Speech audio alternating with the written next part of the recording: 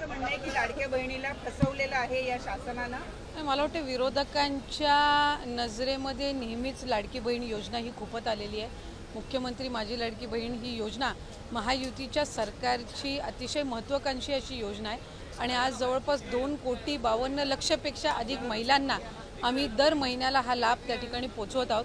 खरं तर विरोधकांनी तर अशा पद्धतीच्या सुद्धा वावड्या उठवल्या होत्या किंवा अशा पद्धतीचा सुद्धा अपप्रचार सुरू केला होता की निवडणुका झाल्यानंतर महायुतीचं सरकार आल्यानंतर महायुतीचं सरकार ही योजना बंद करेल अशा पद्धतीचा अपप्रचार त्यांनी सुरू केला होता।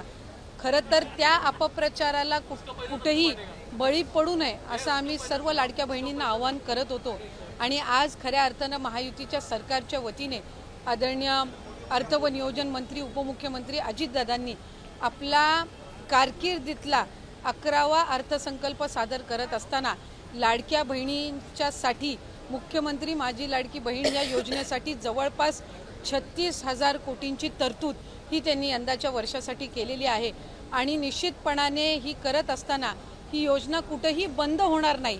जो प्रचार विरोधकांकडून करण्यात आलेला होता की डिसेंबर महिन्यानंतर या योजनेचा लाभ मिळणार नाही, या उलट जानेवारी असेल त्याचबरोबर फेब्रुवारी आणि मार्च महिन्याचा एकत्रित असा लाभ याचं वितरण सुद्धा आम्ही 2 दिवसापूर्वीच सुरू केलेलं आहे आणि लाडक्या बहिणींच्या खात्यामध्ये फेब्रुवारी महिन्याचे 1500 हे त्या ठिकाणी 2 दिवसातच पोहोचलेले आहेत आणि मार्च महिन्याचे 1500 सुद्धा ते पोहोचवण्याचं काम सुद्धा प्रगतीपथावर आहे।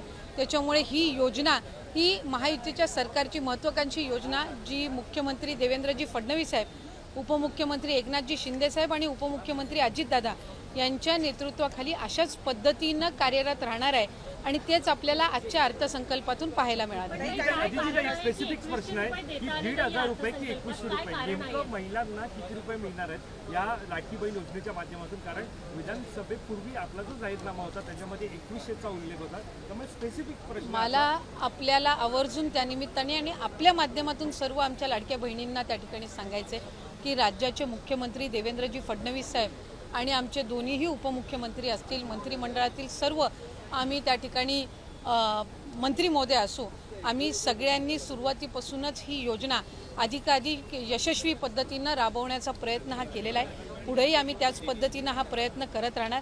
1500चा हप्ता हा महिलांच्या थेट खात्यामध्ये निवडणुकीच्या नंतर सुद्धा जवळपास 3 ते 4 हप्ते हे महिलांच्या खात्यामध्ये आज वितरित झालेले आहेत आणि त्याची प्रक्रिया सुरू आहे। अशाच पद्धतीने ही योजना पुढेही सुरू राहणार आहे।